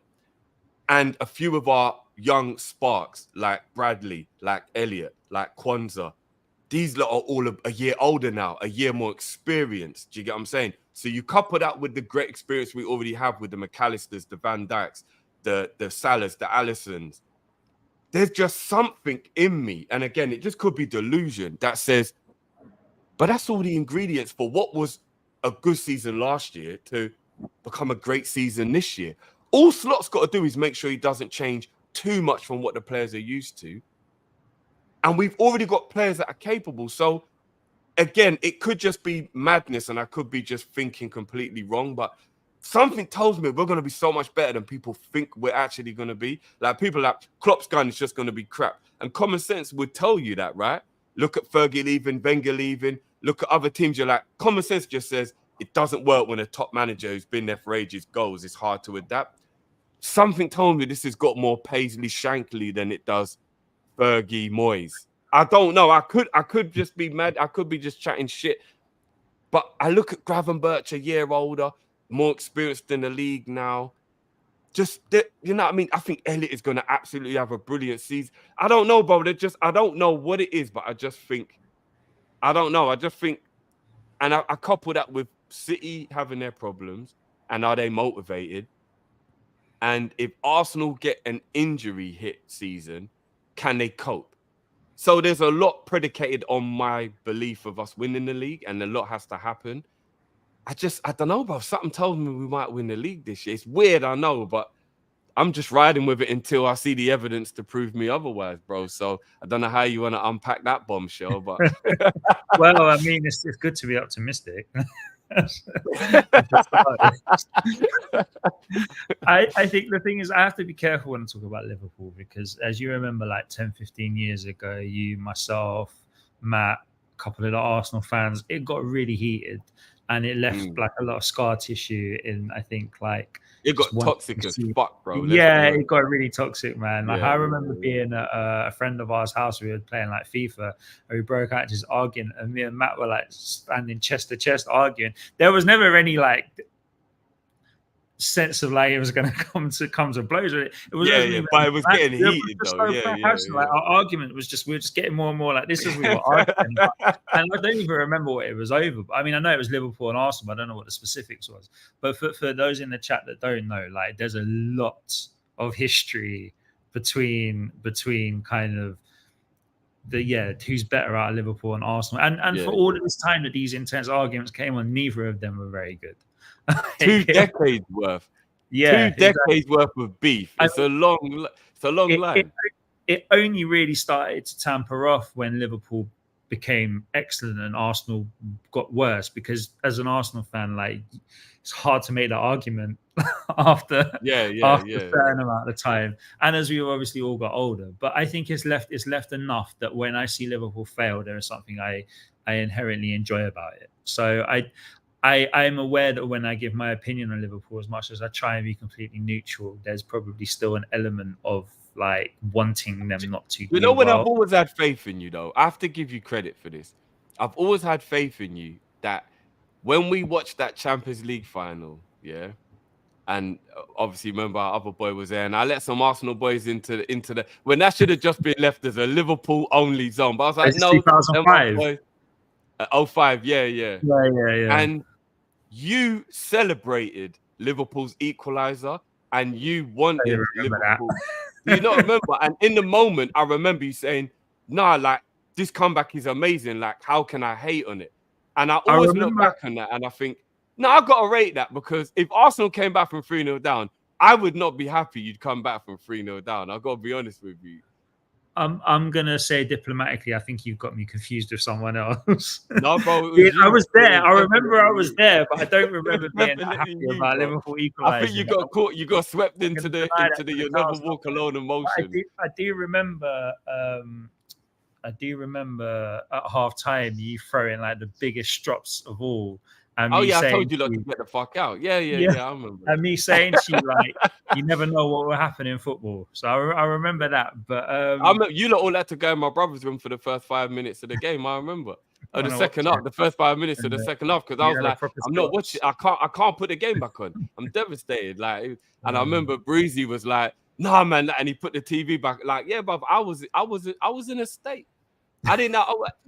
You know what I mean? Like them teenagers, I didn't know how to control my emotions back then, bro. It's just like we're losing. It's 3-0. I'm embarrassed. You lot are here. Arsenal fans are in the room. Like, what is this? But I just wanted to go to bed, bro. You know that when the kid puts the cover over their head and just pretends the world don't exist. That's all I wanted to do, bro. It was the most weirdest, surreal feeling ever. But Well, even if yeah. it did happen, I'm still going to deny it. But anyway, like I remember, I said last year that I didn't think you lot would. I thought you lot would do well to qualify for the Champions League because you changed so much of your midfield, and that obviously, like you were still in a title race of 30 games, 31 games gone. I remember saying when Klopp first came in, you'll never win a league under him because he doesn't know how to coach defenses like that in the Premier League. And couldn't like, whereas I look back of it, I didn't say that because I believed it. I said it because I hoped for it. Do you see what I mean? So, but I mean, if like how I feel when I think about Liverpool right now is I don't think you'll win the league because I just don't think you're good enough yet. Like that's my opinion. And again, like anything can happen in footballs. So, like, to say that you're not going to, we can't say, I don't think you can full on say, like, Liverpool definitely won't win the league. But I just think a lot of the evidence is there for why they probably won't. And that's one, if we're saying you need more than 90 points to win the league, I think there's only one or two managers that have ever done that in history in their first season. So you're already kind of going against the grain there. Those managers were Conte and Mourinho, and they were both replacing managers that Chelsea fans were happy to see the back of. Whereas, like, Liverpool were replacing the greatest manager in your modern history. When you talk about like Shankly and Paisley and stuff, I don't know enough about those errors because I'm not a Liverpool fan, so I don't like go that deep into it. But I just don't imagine there was like a City and an Arsenal hanging around in the league with them. They were the dominant team. I mean, yeah, back then it would have been like Everton and teams like that were but really like good. Liverpool had won and they won like 6 or 7 of the last league titles. Like Liverpool were, for all intents and purposes, Manchester City of that era. But you know what though? Even though Shankly obviously was successful, Paisley took it to that next level. It was like Shankly laid the foundations and Paisley picked up the baton and was like, "I'm gonna run with this." Manager? Yeah. It was the boot room settings where we would always like promote from within and it was kind of like when Guardiola left Barcelona and Villanova took over, and obviously tragically died from cancer a few years later. But he carried on that success, winning the league with Barcelona a couple of times, and there was like a real succession plan in place. And they obviously all got thrown up when he passed away. But I think like with Liverpool, so that the way I see it is, I think they'll finish third because I just don't see any of the teams after City and Arsenal that are even close to them. And I think they can afford to have a few slip-ups and still probably be okay because I think, those teams, the only one I think is probably, in my opinion, maybe Tottenham, but it's hard for me to really consider that. So possibly Newcastle, if they, because they were pretty impressive 2 years ago and now they don't have European football, I think. So, but then I still don't think Newcastle have what it takes to finish above Liverpool. I just think Newcastle could probably have a decent shot at getting in the Champions League. I think it's like Liverpool changed their manager and the whole coaching staff, and they changed the whole of their business setup as well. It's a huge change. So if they were to go and do something quite extraordinary like that, I think it's really going against the grain. Like in my opinion, I feel like the only way that would happen is if Arsenal and Man City had really like underperforming seasons and maybe the league was won with like 82 or 83 points, and then maybe you can have a conversation about, well, actually that doesn't sound like a figure that Liverpool like is impossible for them to get. But I think if you're saying that the league's going to be like 91, 92, 93 points, personally I just don't think the team's good enough to achieve that. I have no idea how many points we'll win it on, bro. And I think as well, like it also comes down to the fact that like Van Dijk's 34 now, so like even if he's still a top defender, he's not the defender he was. 33. Is he 33? I think he'd be 34 33. by the time the season's finished. But Yeah. It'll be 40. even Yeah, so, 34. yeah, like he's basically he's the wrong side of 30. Salah, I think, is he 31, 32 when the season finishes? 32 when the season finishes. Yeah. So again, like, I know he's 32 now. He just turned 32. So yeah, he will be 32 when the season's finished as well, because he turned in June. So Okay, yeah. They're your two best players historically over the last. So I just feel like my thing is that like I think Liverpool will start really well and they'll win a ton of points. My thing to look out for would be when it doesn't go well for them. What does that look like? How does Slot deal with that? Because he's not Klopp. Yeah. Know? And as he can't. And Dutch managers can be funny, man. Like they're quite stubborn. Sometimes that can work for them, but sometimes it can really go against them as well. You know what gives me faith on that one, yeah? And then I'm sorry if there's any Dutch people in the thing, because I know the stereotypes aren't good, but people do say like, you know, they do have that kind of like stubbornness and etc. Yeah. And I'm just talking about like Van Gaal and Koeman and Ten Hag. I'm not saying all Dutch people are stubborn. Yeah. No, but there is. I think there's a footballing kind of like notion that most people agree with, that like it's why the Dutch teams used to clash a lot and why Holland haven't won many things internationally, because there'll be a lot of clashing of egos and stuff like that.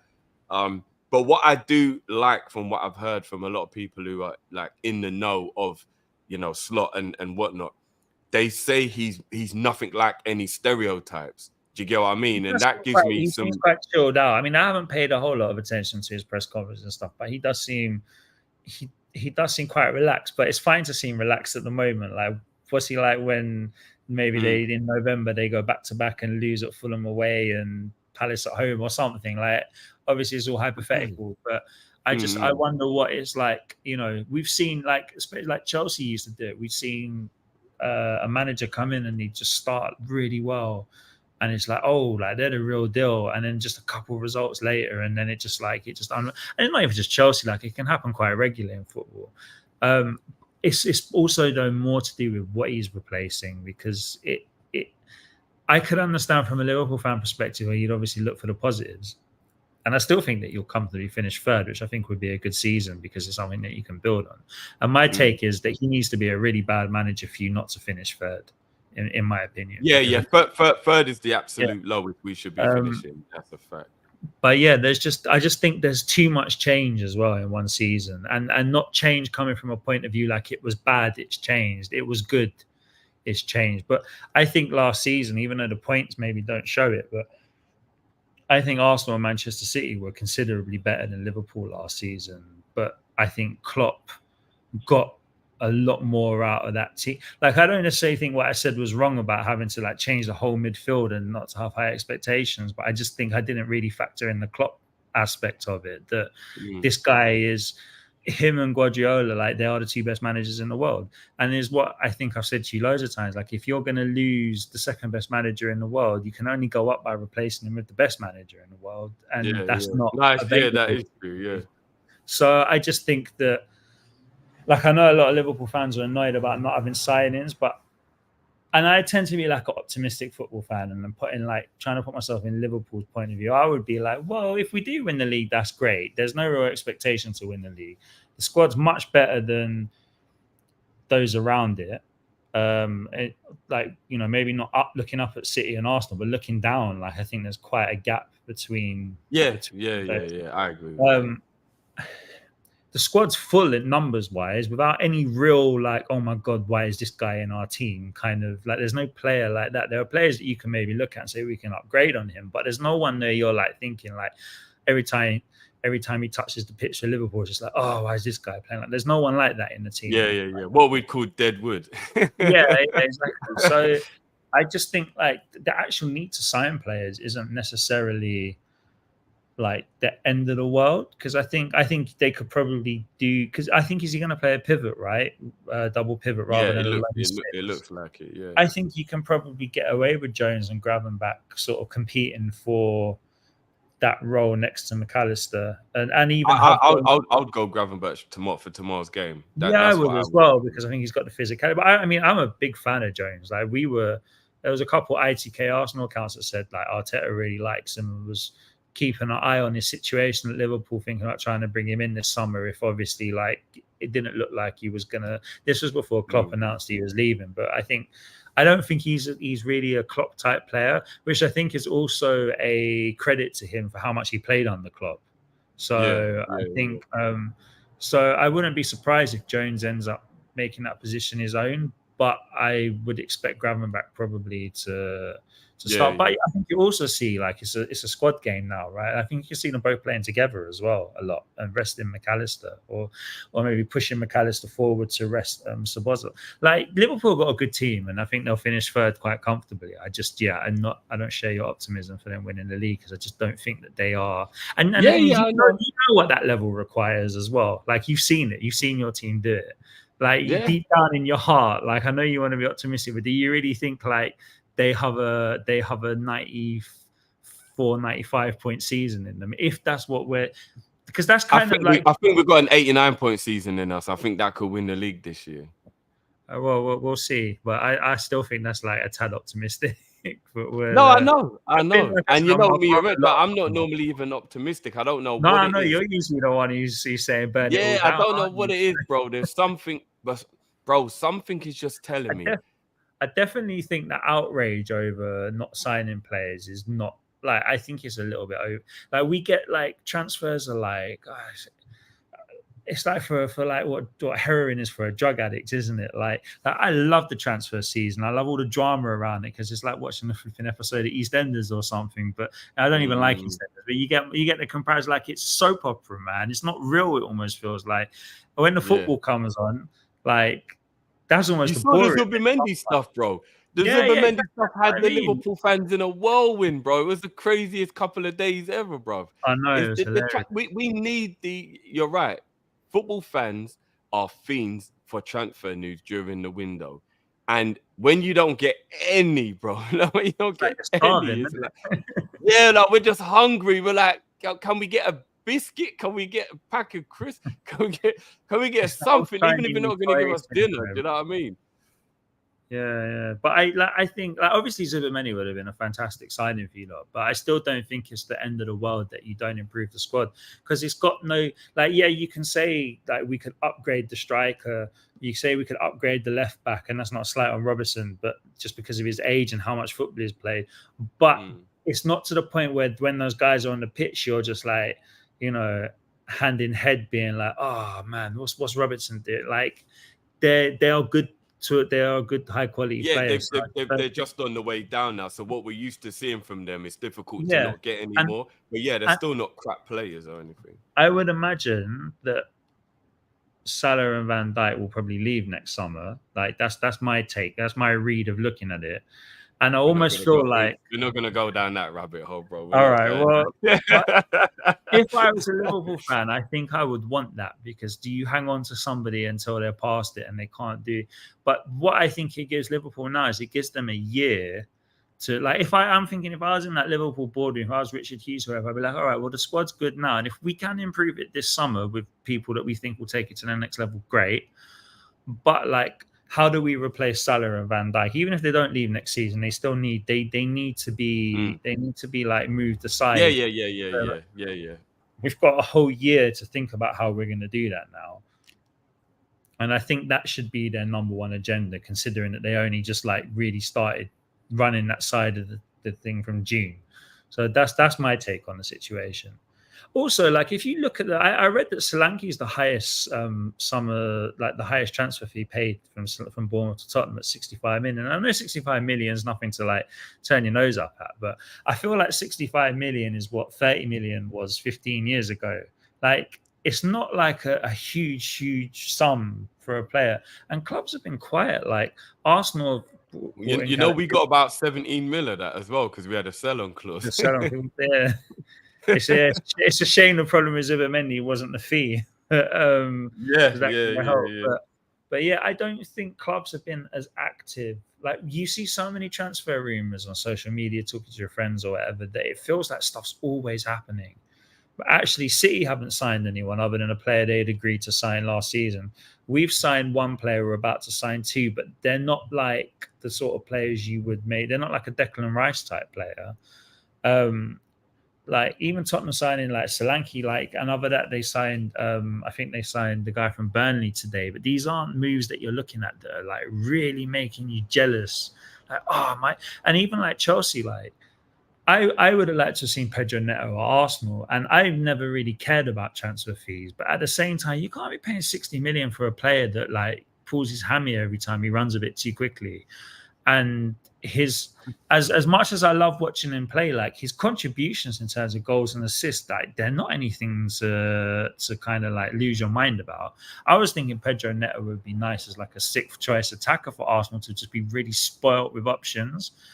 But like you can't drop like 60 million pounds on a player like that, like unless you're Chelsea. But you know, I just don't see no one's doing business that's making me really think like, oh, you know. And then the stuff we're talking about, João Felix at Chelsea and Osimhen, but then you're just like, what's going on over there? They don't know what they're doing, and you don't expect them to like take these players and turn it into something cohesive that becomes like this good football team, because it's just such a mess from top to bottom there. I just don't think that the transfer market, I think it has the illusion that everybody's doing stuff. And I get Liverpool are the only team that haven't signed a player, but like out of all 70 teams in the English pyramid, by the way, but you can sign players and they're not very good. So it's your squad, like the core that you're building of your team and the youngsters that you have coming through.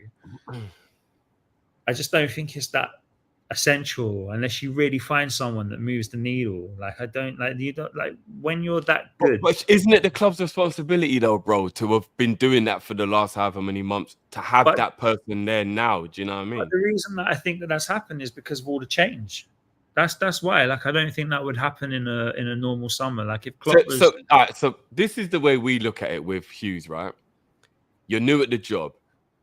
You've been given this job. If you want to prove this isn't a friends with benefits, because remember, Edwards is head of football operations now, and they're really close as friends. So right now, it just looks like he give his brethren the job. So if you're Hughes, yeah, and you want to prove that you're better than Bournemouth, which, by the way, a lot of the good signings he got for Bournemouth were from Liverpool when Hughes was Liverpool's director of football. So it's like, you lot just brethren, and is that because what's crazy right now is, remember that Philly, if we sign him, the Georgian goalkeeper, we're loaning him to Bournemouth. His name and not me. Yeah. So, bro, hold it. So we're signing Mamadashvili and we're loaning him to Bournemouth. So you're doing your old club. When are you going to start doing something? So we're looking at this and we're like, bro, why aren't you trying to impress? Like, if you go and look at other teams, like look at now what's happening with Man United. And again, you're right. It could go wrong. They could just be signing a lot of players and then it ends up not working. But you look at them and you go, Enos is it Enos or Ilios? It's Ilios, you pronounce it. Yeah, I think so, yeah. Everyone they've put in place, whatever, their structure now, how they run, they're trying to impress the Man United fans. They're trying to show why they've come in and what they can do, and they're trying to help.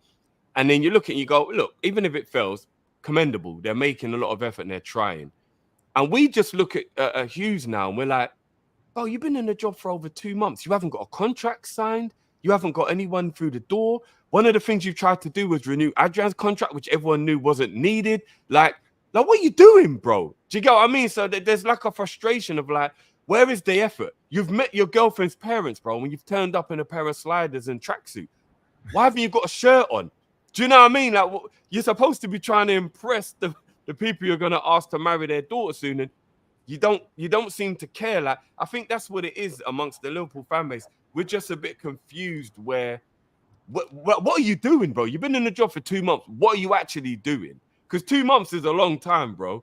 Do you know what I mean? Like, what are you doing? That don't look like he's doing much. And that's the frustration from our point of view anyway.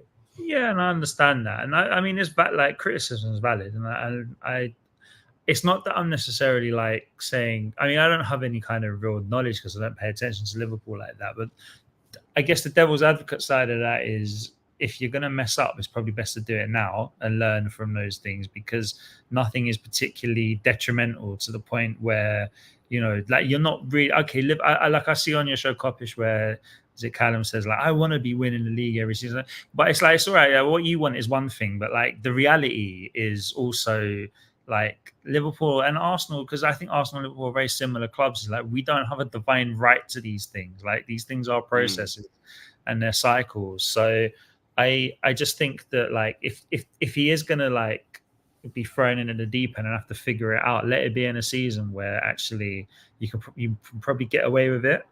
The thing with sending the goalkeeper to Bournemouth, yeah, all right, I get it. Like, there's that connection there, but like, strip all of that away, and that's actually, to me, is a really clever move. Like, you're taking one of the most highly rated goalkeepers, you're giving him a season of Premier League football under a coach that's probably one of the best in that kind of level of the Premier League. And if Alisson, I mean, I guess you can make the argument that Alisson will be like 32, 33 next season. That's not super old for a goalkeeper, but it's like, I think Liverpool can put themselves. If I was in Liverpool's situation, I wouldn't just be like, yeah, what have we got to do to win the league now? I'd be realistic, because you're not a nation state and you're not going to spend £200 million on players, so or 300 million or whatever.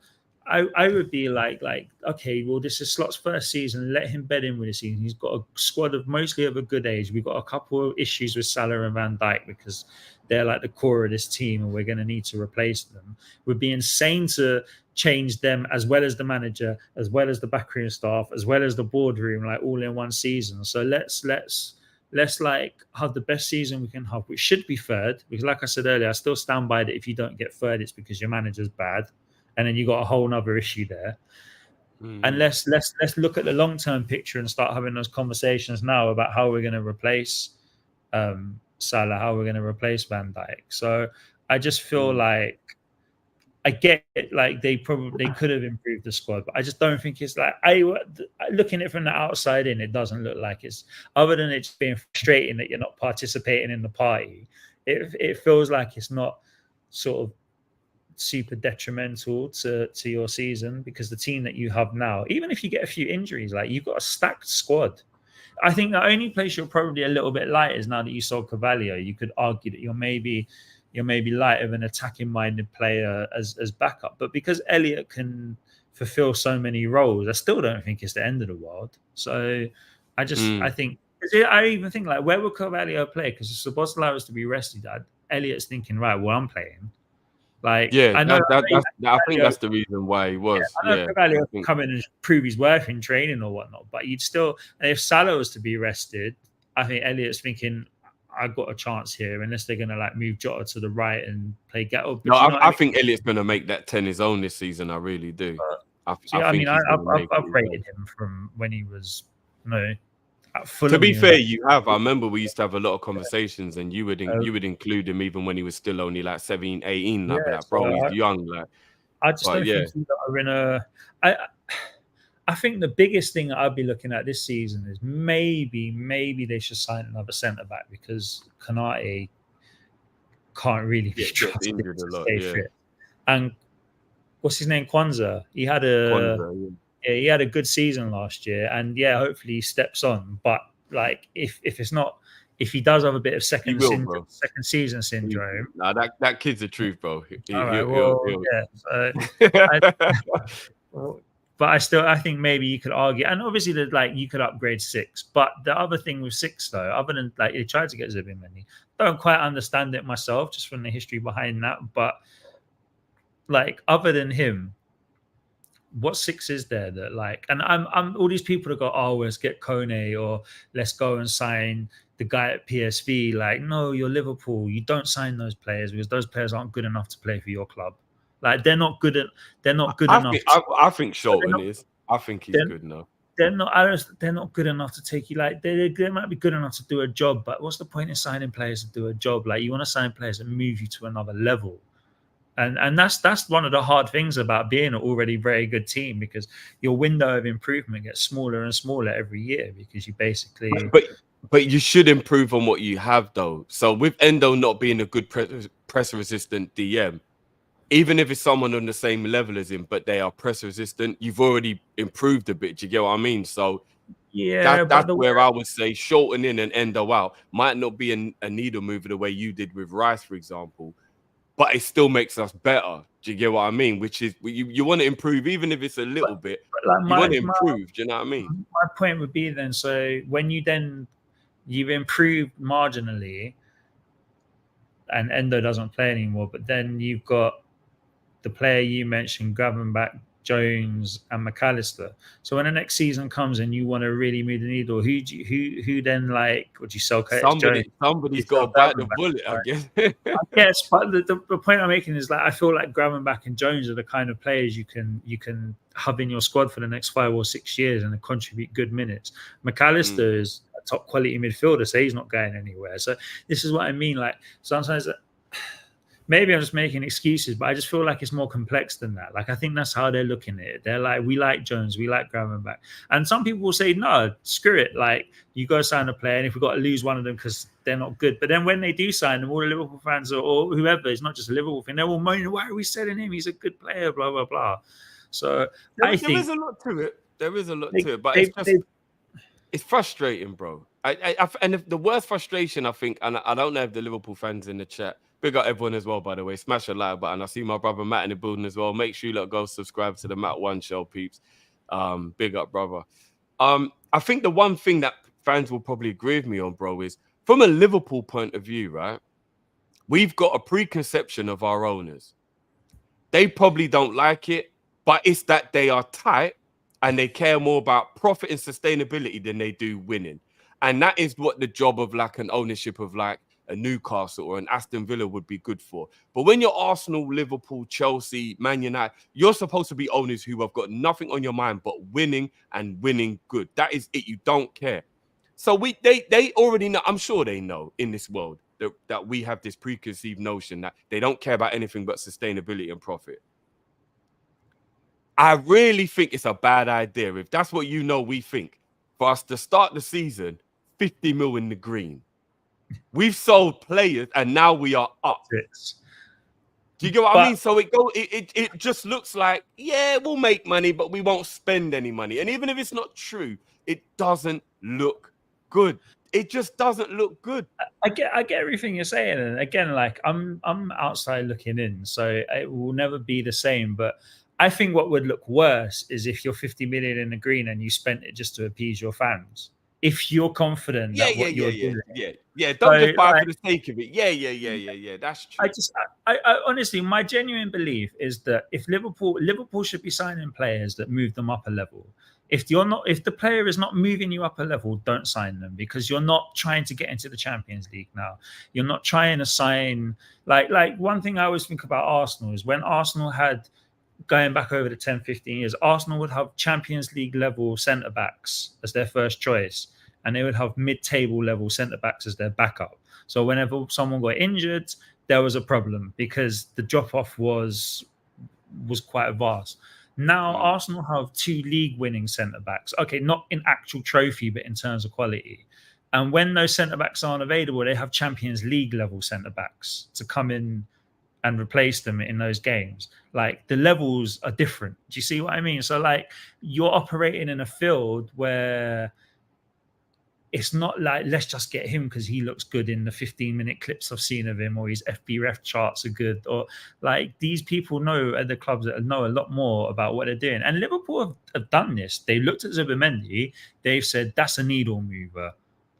That's a player we're going to go and get. I don't know what the story is there. He's clearly given them some encouragement, because you wouldn't have been stupid enough to try and get him. However, my understanding from things I've read in just seen on, and like I don't know if it was Paul Joyce that said, I can't remember, but it seems like, so like for those, I'm sure everybody knows of him and his story by now, but from what I understand, Arsenal approached him in March or April, and it was like, he's looking to see what Alonso is going to do, because if Alonso goes to Bayern, like he wants to follow Alonso there. He likes his home comforts, but Alonso is like his idol. So, appreciate it and all of that, but it's probably like it's not going to happen this summer. So Arsenal moved on. Like, they were like, okay, that's not going to happen. Talking March, April time, move on, new targets. Bayern Munich wanted him. Alonso decided against joining them. Zubimendi is like, I'm not really interested in going there if Alonso is not there. And then everyone just assumed that he was probably going to stay. In an ideal world, Ancelotti leaves at the end of this season and Alonso comes in. But if you're a player, you can't base your I'm going to see what happens with another manager before I make a decision. So obviously, like, something's happened. But from my understanding is that his agent basically told Liverpool, because they have a prior relationship with his agent, because I think he's got the same agent as Alonso. And there was obviously a lot of discussions with Alonso and Liverpool before Slot. So, like, they have a relationship. His agents basically said, yeah, you know, he's up for it. Like, he'd like to do the move. And actually, when it came down to it, he was like, so maybe his agent's been in his ear, like, no, you should go because this reason, that reason. He bottled it, but yeah. When it's come down to the nitty gritty, he's been like, I don't want to do it. And it's wasted everyone's time, but it is what it is. Liverpool wouldn't have gone for him if they didn't think that there was a reason they could get him. But that is the player that they've looked at and they've said that moves the needle. We like the look of Gordon, which I know you don't rate him a lot, but I think he's a top player and I think that he gives you something different from the left. So yeah, I know that's an opinion. But so, like, the players, the two players that they've been heavily linked with for me are needle movers. The goalkeeper that they've been linked with is really smart long-term planning. All the other players are just in the weeds the way I see it. Like, they're players that might make you a little bit better, but you being a little bit better next season is probably not gonna, like, make a huge difference. And then you still got this whole thing with Salah and Van Dijk. Like, that's end of era sort of stuff. I mean, you don't even replace Salah. You have to evolve from Salah. You know, you probably can't replace Van Dijk with a like-for-like defender. You have to evolve from it. But you've got a year now to do that. You know, I know a lot of Liverpool fans like to say they like to see Kudos in it or West Ham, which I can kind of see that fit with him in your team. Apparently, he's got a release clause, so maybe they're going to spend a year in his ear, like talking to him, whispering him sweet nothings and all that. They should have been doing that already, bro. This is the point. We don't know but like, if they didn't, I feel like there's a reason they didn't, and maybe Kudos is just like, well, no, maybe I don't want to. I'm going to spend another season at West Ham because I don't see, like, me getting guaranteed game time every minute at Liverpool this season because of the squad size. And you can argue, oh, he needs to back himself. And I'm like, I don't know any of this. There's no background information. But some players, they just want to play. Like, we don't know. Like, the thing is, it's all well and good speculating, but if you don't know the details, like, you're just kind of going around in circles without actually knowing the reason why. I know. But this is what it does to us, brother. If someone like Kudus was available, Liverpool would have probably gone for him. So I'm of the opinion that he's not available. I know there's something about a release clause, but I don't think it's as black and white as just there's a release clause, pay the money, and it's done. Like, I think it's a bit more complicated than that. Like the Eze release clause, everyone was like, oh, he's got 60 million release clause. Apparently, like 55 million of it had to be paid in one go. So it's not as simple as just, oh, he's got a release clause, go and sign him, because no club really wants to just give 55 million away in one setting, because it's on the books. That's a big chunk of money that you can't spread over 5 years. So yeah, I don't know, man. I mean, big up Nino says, honestly think we dodged a bullet with Zubimendi. I'm kind of leaning that way as well, because I don't really want to be disrespectful, but you can't be this emotionally all over the place and then have me filled with confidence that when you do come, you're going to be concentrated and you're going to be all right. And you're going to, do you know what I mean? It's like, you're always going to be homesick. You're always going to be thinking about things like I don't really like the idea of signing a player who doesn't, from what I understood, really like the idea of leaving Spain. He loves Sociedad, and he obviously loves Spain, and he didn't really like the idea of leaving Sociedad or Spain. So it's like, well, then is he just going to do a Di Maria and he's going to come to but he's not going to really want to be here, and then he's going to be like play badly and, you know, all that kind of stuff. So yeah, I agree. My thing as well is like, and maybe some of the fans will disagree, but like, again, like I said, Arsenal and Liverpool are kind of the same club in a way in how they operate and how they function. When Arsenal are the better team, they're usually more attractive to players. When Liverpool are the better team, they might be more attractive. When they're on the same level, I think for most foreign players, Arsenal are more attractive because they're based in London, just purely because of that. I think northern players, Liverpool would be more attractive, right? Because that's kind of where they're from. It just seemed odd that Zubamendi was like, I don't want to play for a Basque manager and live in London, but I want to go to Liverpool, who are at the moment not as good a team. Like, I know people will have their own reasons for why that was, but to me, it sort of doesn't really. It's like when we were both going after Sanchez, and basically Sanchez wanted to play in London, like it was his, because that tends to be what happens. Whereas, like, for example, I think next summer, the big transfer saga is going to be Adam Wharton next summer. And I think Arsenal are going to be in that conversation. I think Liverpool are going to be in that conversation. I think United, I think City, if they're, haven't been completely screwed over by the 115. I would say that even though Adam Wharton's playing in London now, if all those teams have like a similar season, I could see him going and picking like a Liverpool or a City because he's from Blackburn and he's like closer to the north than he is the south.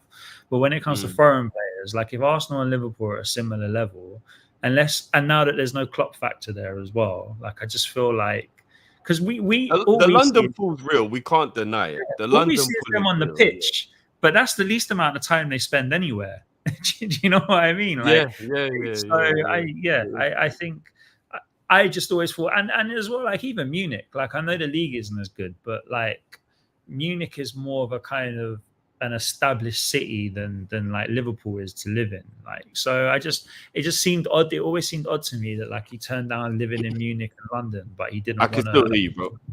Yeah, cool. But he didn't want to. But he was happy for Liverpool. It would have made sense a couple of years ago when Liverpool were like one of the best teams in the world. But I just feel like they're not quite at that level at the moment. It just seemed like a strange one to me.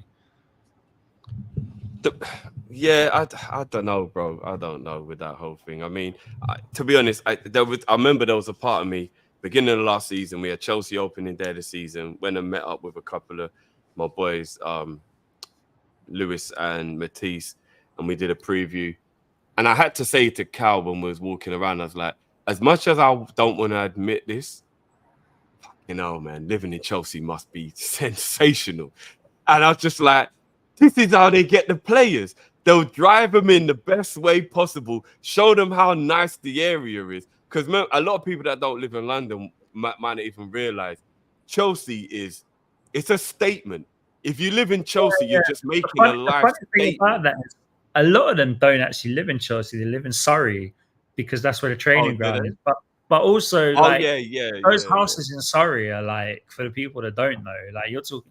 Because the thing about somewhere like Chelsea is a beautiful area, or a very kind of tourist area, but you're not getting a big concentration of like 5, 6, 7 bedroom houses there because of the space. Like there are some, but it's not. Whereas with like, and don't get me wrong, like Mourinho had a house in like Belgravia, which is near Chelsea. Frank Lampard owned property in Chelsea, but a lot of them live near Cobham, I think, like where the training centre is.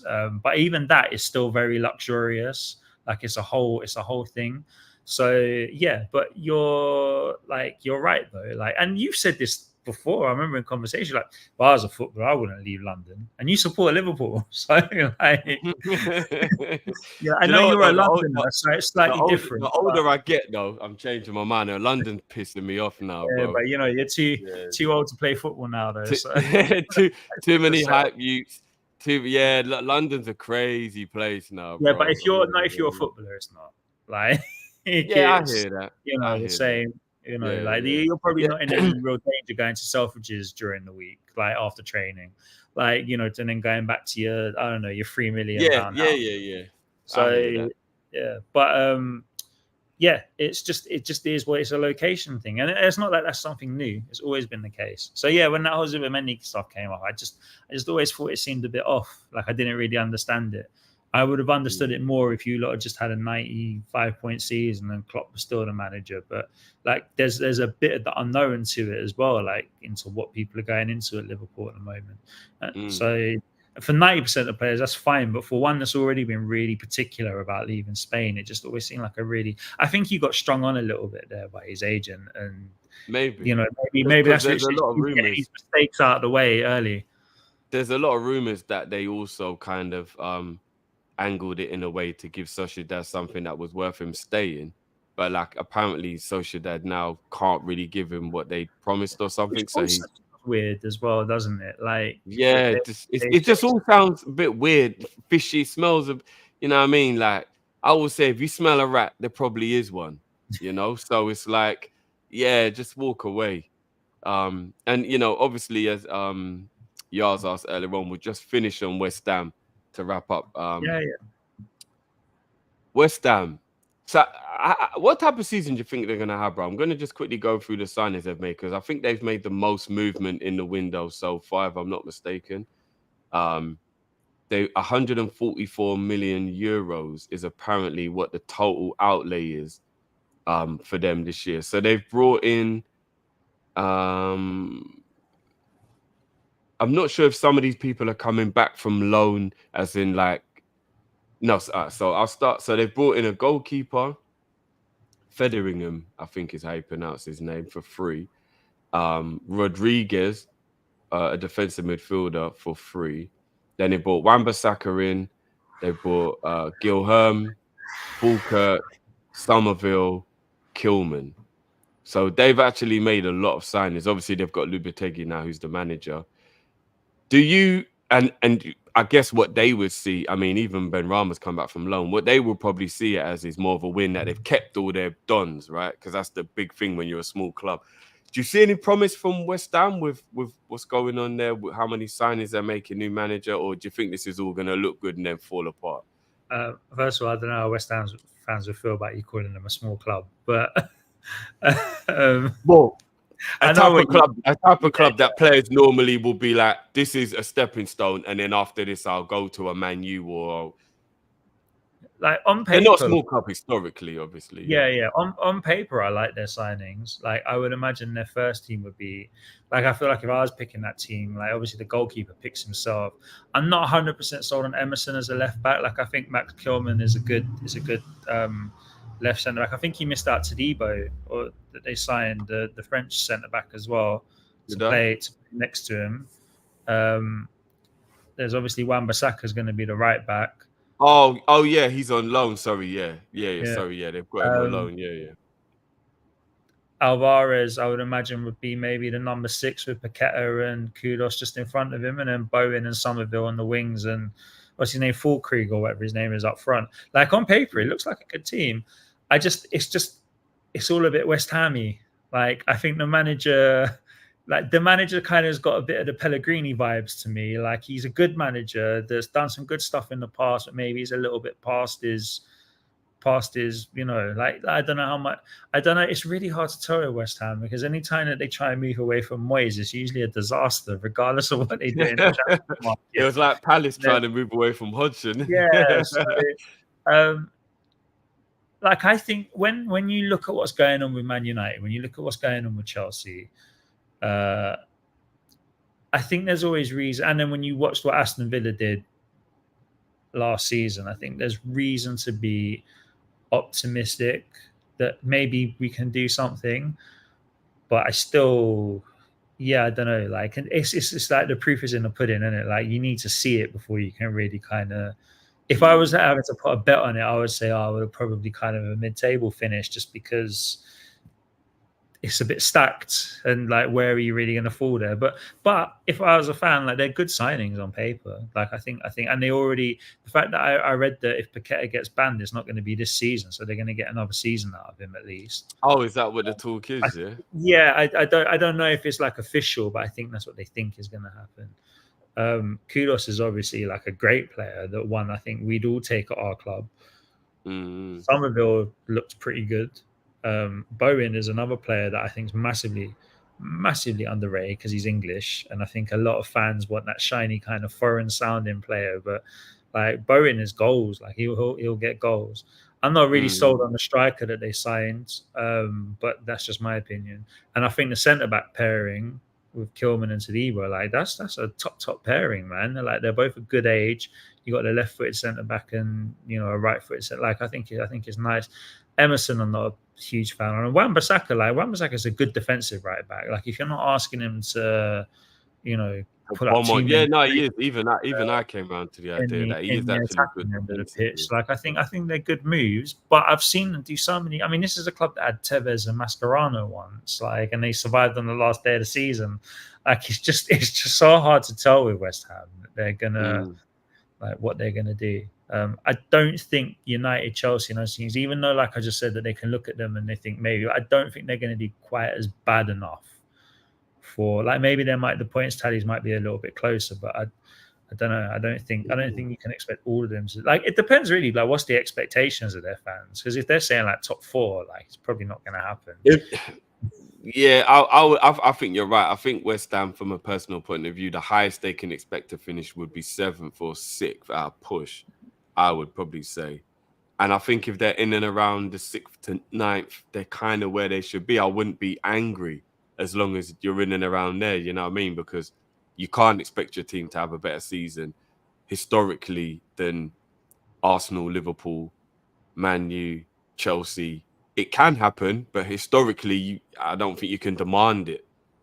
I still think those teams, West Ham's one to keep an eye on this season. It'll be very interesting. I think they'll take a lot of points off big teams because they'll have the ability to, but they'll also probably have a season that's about what they should have. So I think that's probably how it will go for West Ham. Yeah, and also, I mean, again, like it comes down to depth as well. Like I know they got Ward-Prowse and they got Souček and so it's not like they got a few players after that first 11, but with any of these clubs, that especially kind of more mid-table clubs, is like you lose 1 or 2 players and you're in a lot of trouble usually, because it's like a bit like what I was talking about of Arsenal earlier, and this is when they were a Champions League club. It's like back then, if we lost 1 or 2 players, the drop-off was just so bad that and it was even just a couple seasons ago when Saliba got injured and we were playing Rob Holding for the rest of the season, like because they weren't prepared for a title race. But that drop off's insane. Whereas now, if Saliba got injured for a whole season, yeah, you'd probably be screwed. But if he got injured for 4 weeks, like you could move Ben White to centre back, you can play Tomiyasu at centre back, you can play Timber at centre back. They've got options. Do you know what I mean? It's not like, and they've got options that are of a level, rather than like the drop off is. All right, maybe Saliba's a bit of a unicorn, but the drop off is not like it's not dropping off to Rob Holding levels of problems, do you know? And so I think that at Liverpool are another good example. Like they lost Van Dijk for the whole season. Ultimately, it was an issue because it was the whole season. But had you lost him for 2 months or something, you probably could have coped with it. Had you not then lost the rest of your defense, but you know what I mean? Like it's like someone I'm in like an Arsenal Discord chat, and it's funny because some people in there are so negative. I don't understand it. I think they must be really young, and this is not to have a go at young people, but like you don't know hard times. That's all I can think. But like they're like, oh, if Arsenal have a couple injuries, they're screwed, but Manchester City can like have a couple injuries and they'll be fine. And I'm like, if Manchester City lose Rodri, Haaland, and De Bruyne, like they're not fine. Like, they just lose Rodri and they're not fine. Like I agree that they can probably like they have more integrated first team players where they can just drop them into the team and the drop off is not as much. But there's still 1 or 2 positions there that are really like, you know. It's like I said about Arsenal, like, all right, Rodri might be the best defensive midfielder in the league, but Arsenal have a Jorginho, Partey, and Rice to play at 6 is a really impressive collection of players, even with Partey not being what he used to be.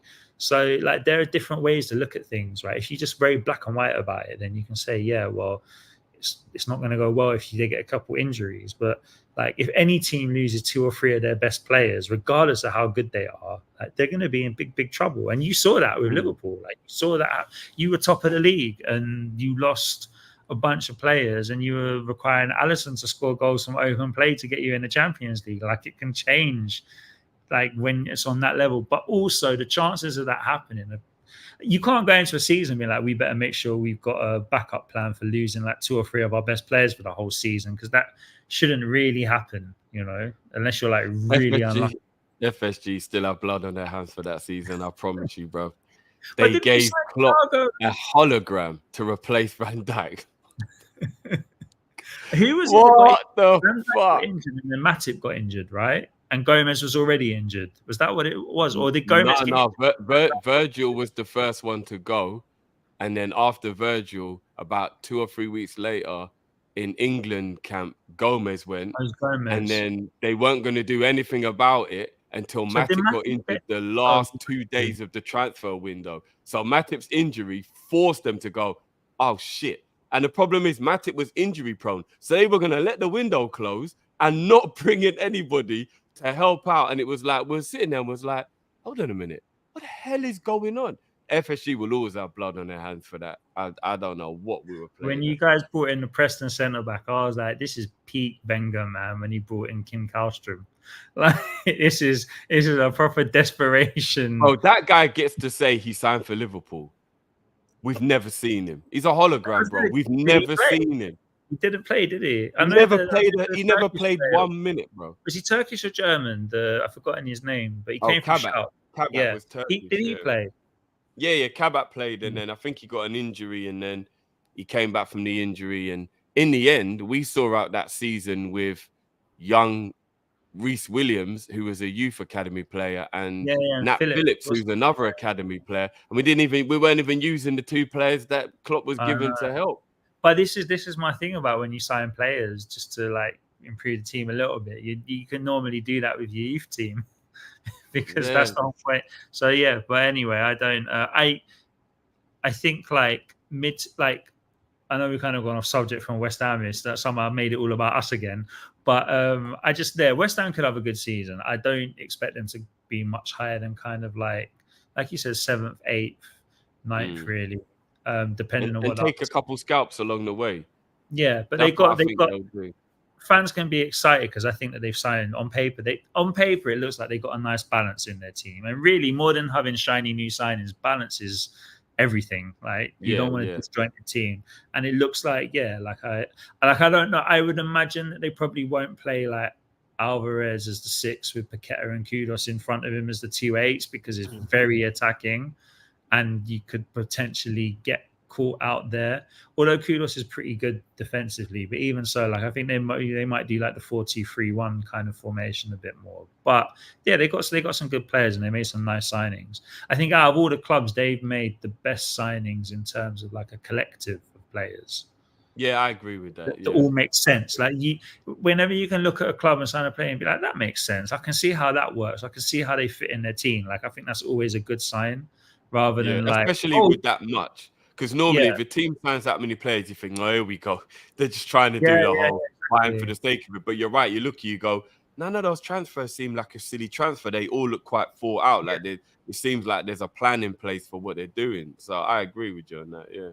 Yeah. The only one I'm not really sure about is signing a 31-year-old striker for 30 million euros, who has never really been that good. Because they want a focal point in the team. I know, but I feel like they could have done better. But other than that's the only one I'd look at, and I'd be like, I don't really rate that signing. But all the other ones, I think they're good deals. Yeah. No, I mean, it'll be very interesting. I think we'll leave it there, bro. We'll be back we said we'll be back when the transfer window closes, isn't it? So we'll do our next show when we have a much better idea of, okay, so this is it now. Like, you've got to go with what you've got kind of thing. So, yeah, we'll be back in just under 2 weeks, guys. It's been a pleasure as always, Si. Big up yourself. Yeah, it's been fun. Yeah, I hope everyone enjoyed. Make sure you smash the like button, guys. Make sure you subscribe if you're new. Go and subscribe to my brother Matt as well. Obviously, you should have already done it. If you haven't, go and subscribe to the Matt One Show as well. Yeah, we'll be back in 2 weeks or just under 2 weeks, and we'll see if I've changed my opinion. Yeah, we'll see how it goes. TK, tomorrow will be TIFO for the watch along, bro. For everyone, actually, let me drop the link just in case there's anybody who's not sure. For our Liverpool game, we will be doing it on TIFO tomorrow, guys. Our new home for watch alongs. So please do come and join us. I'm putting the link in the chat now for where you come and sign up, guys. I did a stream today as well. Love to everyone who was in there for the Man United opening stream today. We had some fun. It was good. So yeah, make sure you join us. And until then, big up yourself, Si, again. Big up everyone watching. And I'll catch you on the flip side, man. Peace.